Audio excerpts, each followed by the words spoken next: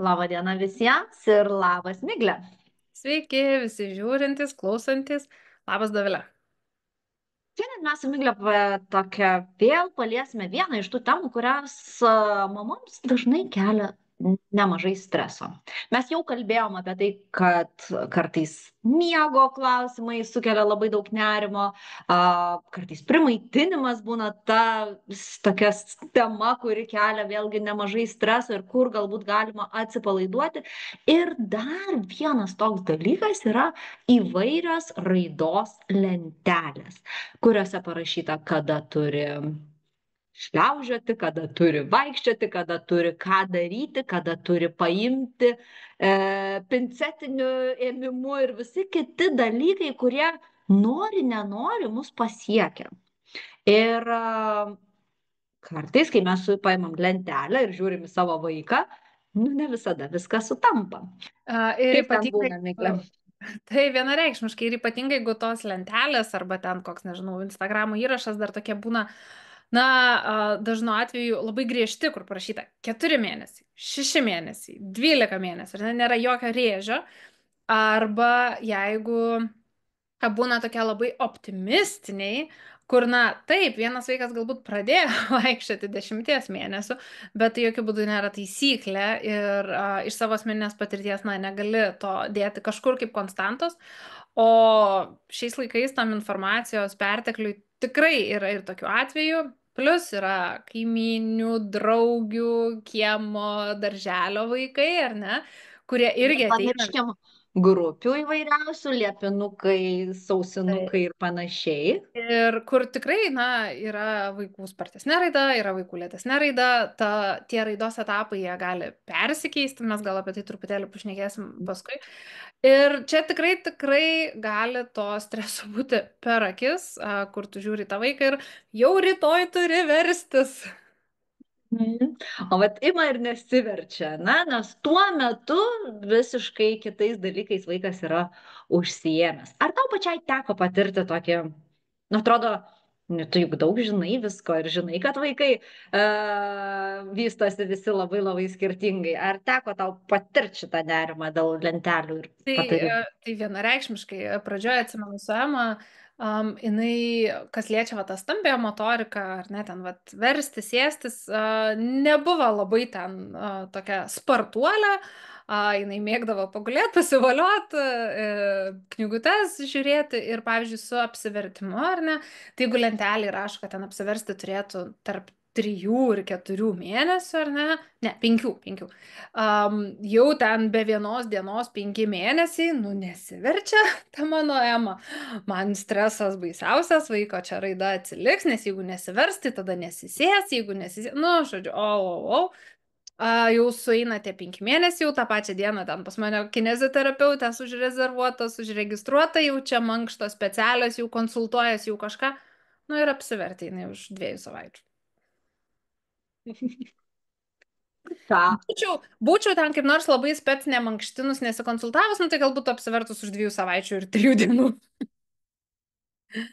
Tai kažkaip, vat po šito taip tikrai iš savęs pasijuokiau ir nuo tada supratau, kad, na, yra šiek tiek savo kaip mamai draugiškesnis būdas skaityti tas lenteles ir stebėti ir pastebėti tą savo vaiko raidą. Na, truputėlį galima ir kitų kampų. Aš galvoju, aš gal tas lenteles truputėlį tą stresą išsigydžiau tam, tokia perkeltinė prasme, nes mano dukros gimė anksčiau, tai ankstukam tos lentelės visą laiką taip taikomos yra taip labai apgraibom, nu maždaug ten turėtų, nes niekas nežino, ar bus pagal gimimo amžių kažką darys, ar pagal koreguotą amžių kažką darys. Tai bent jau prieš kažkur susitikus su kaimynėmis, su draugėmis, tai aš, nu mano ankstukės, tai žinot, nu nieks nežino, kada čia kas įvyks, nes realiai, nu iš tikrųjų niekas ir nežino. Bet aš labai gerai atsimenu savo tokią didžiulę nuostabą, kai pradėjus domėtis RAI pagarbios tėvystės metodų. Paskaičiau apie Pikler Vengrijoje darytus tyrimus, kur vaikai buvo visiškai nemokomi vaikščioti, absoliučiai nemokomi vaikščioti ir buvo pasitikima tik natūralia vaiko raida, kad jis pradės vaikščioti tada, kada bus pasiruošęs. Ir realiai vaikai pradeda vaikščioti vidutiniškai maždaug apie 17 mėnesį. Ir man tai buvo, wow, mūsų lentelėse ką rašo. Ir tai tik tai parodo, kiek daug tos erdvės gali būti. Ir, kaip sakėte pati Rai, kurie Magda Gerber, vaikas tikrai padarys, jis negali nepadaryti kažko, kai tam yra pasiruošęs. Vienareikšmiškai šiaip yra apskritai, na, ta vat, visa filosofija to natūralios raidos, natūralios, ypač apie stambę motoriką kalbant, ar ne, kada vaikai nevartomi, neguldomi ant pilvo, nesodinami, nestatomi, kada yra paliekama jiems patiems. Ir taip, vat, ką tu pasakei, ar ne, tai įvyksta šiek tiek kokiu mėnesiu, 2-3 vėliau negu ta standartinė lentelė. Bet visi vaikai, kurie neturi kažkokių sutrikimų, ar ne, savo natūralioje raidoje ir apsiverčia, ir atsisėda, ir pradeda ten ar šliaužti, ar ropoti, ir atsistoja, ir nueina. Tik jie tą padaro savo tempu.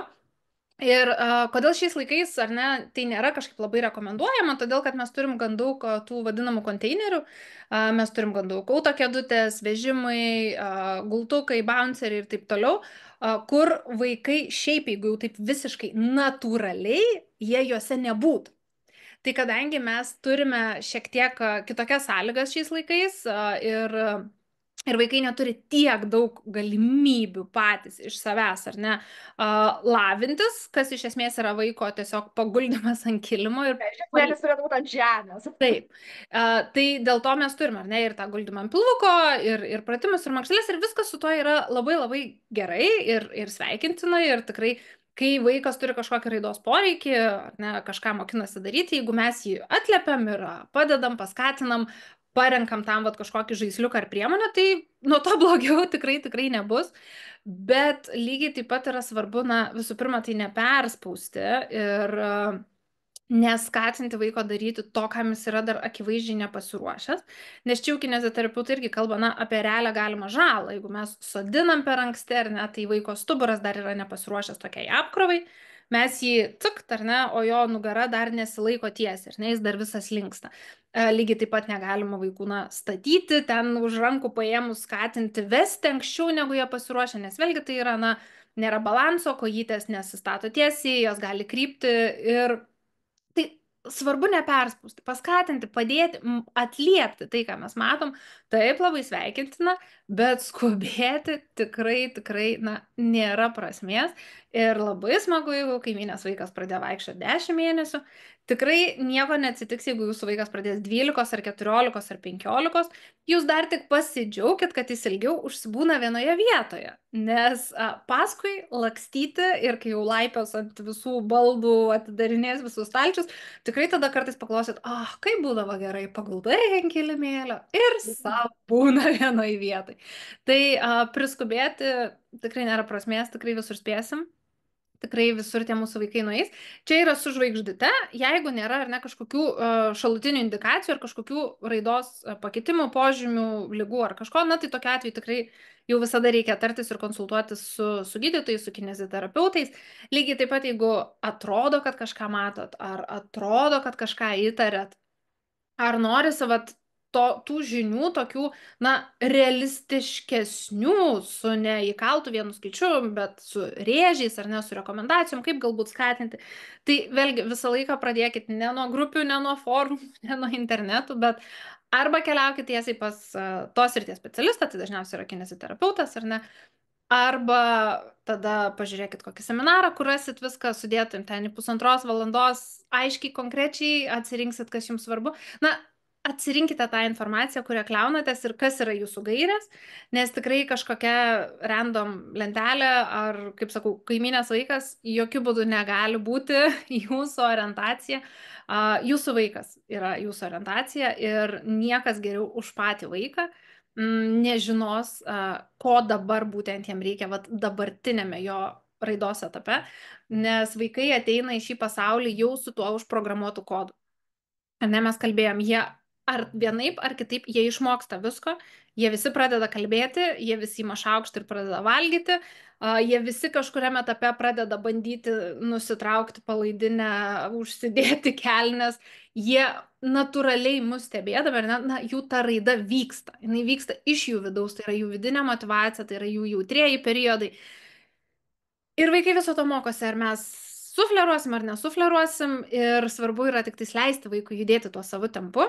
Ir tai, ką pastebime, leisti ir skatinti mokytis tai, ką mes pastebime, kas vaiką jau domina, o nekišti, kad, nu, bet tai gal tu dabar, vat, kitką daryk, nes aš tai noriu, nes Petriukas tai jau skaito, tai aš noriu, kad tu dabar skaitytum, o ne ten, nežinau, batus rištis mokintumėsi. Bet tam tikrą prasme aš galvoju, kad tos lentelės, jeigu mes į jas žiūrim labai labai taip protingai ir žiūrim labiau į jas kaip į orientyrą, jos gali tikrai mums puikiai pasitarnauti, nes kartais tikrai nėra gal lengva pastebėti, kas va šitam periode gali būti vat vaikui įdomu. Ypatingai, kai mes kalbam ne apie motorinę raidą, bet apie kažkokią ten smulkę motoriką ir taip toliau. Tai kartais ta lentelė gali pasitarnauti kaip orientyras, kad, pavyzdžiui, aha, šitų metų gali būti tas ir pa, patark truputėlį mamoms, vat, o kaip ieškoti to, per ką šiandien eina mano vaikas. Tai taip, jeigu tu žiūri į tą informaciją kaip į tokį, ar ne, baseiną, iš kurio tu gali vat, išsižvejoti, kas tinka tavo vaikui, tai tikrai galima į tai žiūrėti kaip į suflerius. Tiek ir ta pati stambioji motorika, ar ne, jeigu vieną dieną pastebim, kad mūsų vaikas vaikšto atbulas ir į viską trankosi, gali atrodyti labai keistai, ar ne, bet paskaičius vienas iš bus, ar ne, būtent, kad tai yra koordinacijos etapas, kur yra vaikščiojimas atbulais, sukimasis aplink savo ašį, nu tokias atrodo nesąmoningi veiksmai. Taip, čia jam negerai, kodėl jis Jo, gal kažkur susitrenkia, nu tikrai kartais taip gali atrodyti, nes jie ten kartoja daug kartų. Bet iš esmės tiek stambioji motorika, tiek smulkioji motorika, tiek kalbos raida, ne, tendencijos yra, ne, ir tam pačiam Montessori yra išskiriami jautrieji periodai, kada vaikai, pavyzdžiui, apie 18 mėnesį, maždaug nuo 18 mėnesio, gali pradėti domėtis labai savo kūnu. Žiūrėti, ieškoti bambos, bandyti nusitraukti sauskelnę, čiupinėtis, pastebėti ten kokį įpjovimą, įbrėžimą. Mes tą galim pastebėti, ar ne? Galim nepastebėti. Gali vaikas tik 2,5 to susidomėti. Tai kas yra svarbu, kad mes pasižiūrim, kas galėtų būti šiame etape. Ir tada žiūrim į savo vaiką, o ką mes pastebime. Ar kažkas iš to yra. Nes mano labai labai mėgstamas pavyzdys yra apie vaikščiojimą ir apie kalbėjimą. Apie 1 metus, maždaug, ar ne, taip 11-13 mėnesis, vaikams dažnai prasprogsta vaikščiojimas arba kalba. Ir su vaikais taip yra, kad jie, jeigu kažkuo labai susidomėjo, kažką labai labai praktikuoja, treniruoja, jie taip kartais būna kaip arkliukai su tais ant akių, žinai, uždėtais. Ir jie tą vieną dalyką ir treniruosis.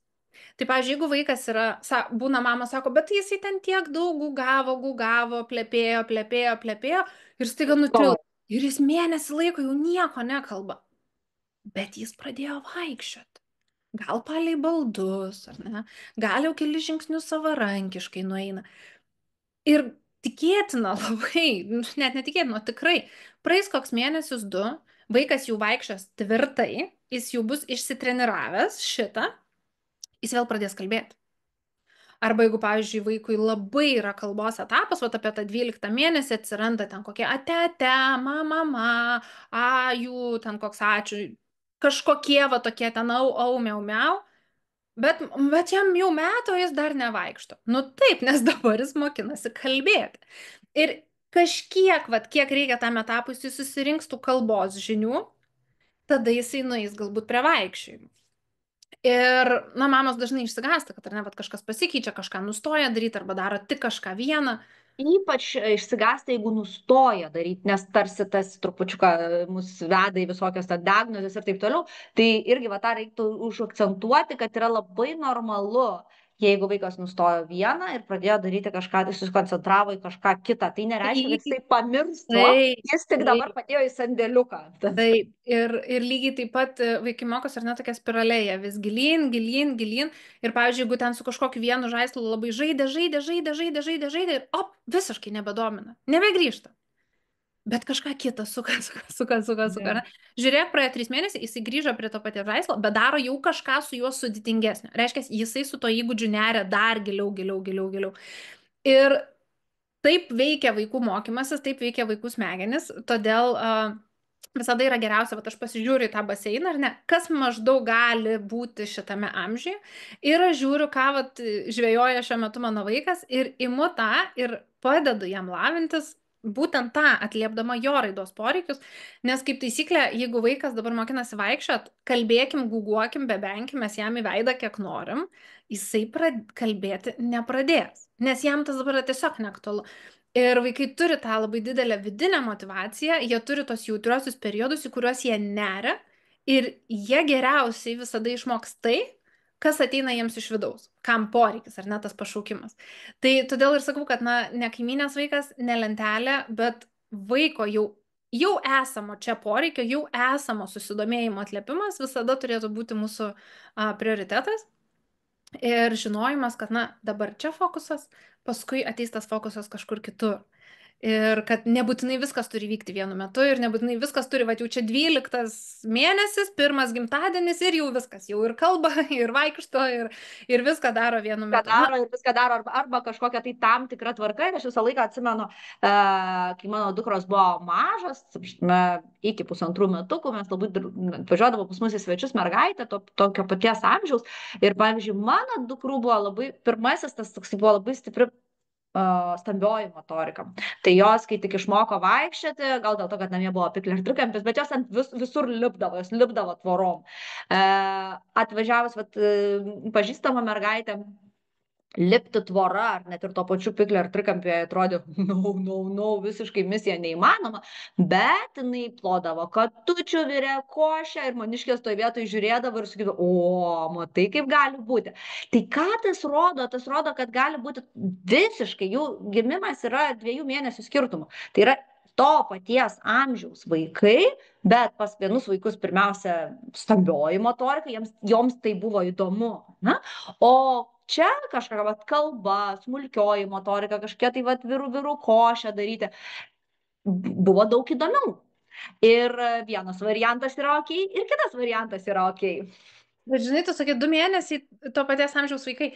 Ir taip ir ne. Kai mes kalbame apie pirmus 2-3 gyvenimo metus, 2 mėnesiai gali būti milžiniškas šuolis. Čia tu irgi teisi, taip. Ir taip, matosi tas trendas, kad, vat, kaip tu sakai, mano, pavyzdžiui, Adomas irgi jisai pirmiau eina ant stambiosios motorikos ir, pavyzdžiui, jisai praktiškai jam 1,5 metų jis dar praktiškai nieko nekalba, jis ten savo kalba, kažką aš jau suprantu, ten kelis tokius garsažodžius, bet, pavyzdžiui, mano 1,5 metų dukra žymiai daugiau kalbėjo. Bet, vat kaip tu sakai, niekur jinai nelaipiojo, sėdėjo ramiai, stovėjo bokštelį, Adomas ten iš to bokštelio įlipa, perlipa, užlenda, ant stalo užlipa ir vandenį pasileidžia. Tai viskas su to yra gerai, tie vaikų skirtingumai jie yra natūralūs ir tikrai iki mokyklos visi jie viską susirenka. Ir tie 2 mėnesiai irgi gali būti milžiniškas skirtumas. Jeigu dabar vaikas dar net nevaikšto, po 2 mėnesių jis gali kuo puikiausiai eiti per visą kambarį. Tai čia mums atrodo, ar ne, kad, na, taip, bet jiems 2 mėnesiai yra, wow, kiek daug. Iš tikrųjų, taip. Dar vienas dalykas, aš galvoju, vėlgi su tom visom lentelėm, kas yra labai svarbu, pasižiūrėti šaltinį. Kai mes imam tą baseiną, daromės tą savo baseiną, mes labai turim pasižiūrėti, kas yra šaltinis. Ar tai yra Instagramo postas, po kuriuo nelabai parašyta, iš kur ta lentelė yra paimta, ar tai yra, nežinau, galbūt kažkokia knyga, bet jeigu atsiverčiam ir pasižiūrim, galbūt jinai išleista prieš 20 metų ir panašiai. iš tiesų daug dalykų keičiasi ir požiūris keičiasi, ir metodai keičiasi, ir netgi tas pats sodinimas, nesodinimas, sakysim, mūsų vaikystėje buvo vienaip į tai žiūrima, dabar jau yra daugiau duomenų ir vėl kitaip į tai yra žiūrima, tai tą baseiną savo pasidaryti irgi reiktų atsakingai. Vienareikšmiškai labiau, kad vis daugiau turim naujų tyrimų ir vis kažkokių va tų naujovių, kaip tu sakai, ar ne jų atsiranda. Ir tai, kas buvo, tai, ką aš dariau su savo pirmagime, jau, pavyzdžiui, su Adomu, kai kurie dalykai outdated ir jau yra niuansų, kuriuos tarsi rekomenduoja daryti kitaip, o tarp vaikų 3,5 metų skirtumo. Tai jau, Į tai jo, jo. tikrai, tikrai kritiškai žiūrėti į visas lenteles, į visas tokias, ypatingai tas griežtas rekomendacijas, ar ne? Tikrai, tai pasižiūrėti kritiškai su dvejonė ir su smalsumu, o ne viską iškart priimti kaip kažkokią auksinę tiesą. Ir tai būtų pasakytina netgi ir apie konsultaciją su šeimos gydytojais, nes kartais mamos būna labai susijautrina, kad nuėjom pas šeimos gydytoją ir žiūrėk, ten kažko nedaro. Mes turim suprasti, kad visi yra žmonės ir nebūtinai tai, kad jinai yra šeimos gydytoja, jinai galbūt tikrai labai daug gydo ligų ir neturi laiko pasidomėti naujausiais tyrimais, tai todėl priimkime tai kaip informaciją, kurią mes grįžę namo pasitikrinsime savose šaltiniuose ir galbūt tiesa bus kažkur per vidurį. Ne? Tai irgi neverta labai taip susijautrinti arba kažkaip tai pykti kartais ant medikų, nes tikrai ne visi turi tą galimybę ir turi laiko skaityti visomis temomis, nes šeimos gydytojai kartais pataria ir dėl primaitinimo, ir dėl žindymo, ir dėl dar kažko, taigi čia yra labai labai platu. Taip, vienareikšmiškai negali vienas žmogus visose srityse būti jau toks asas, o šalia naujagimių, taigi dar ir šiaip visus žmonės gydo. Tai tikrai kritiškai vertinti ir šeimos gydytojų rekomendacijas, tikrai nebijoti perklausti kito gydytojo, perklausti kito specialisto, tartis ir atsirinkti tai, kas matysit, kad yra tinkamiausia jums ir jūsų vaikui. Regina? Tai man atrodo, kad šiandien apie lenteles tiek ir jeigu, kaip visada, jeigu beklausant kilo klausimų, ar norite kažką pasitikrinti, ar pasidalinti, o kaip buvo jums, mes su Migle visada laukiame jūsų žinučių. Tikrai taip. O šiandieną atsisveikinam ir ačiū labai Migle už pokalbį ir ačiū visiems, kas mūsų klausėtės. Iki.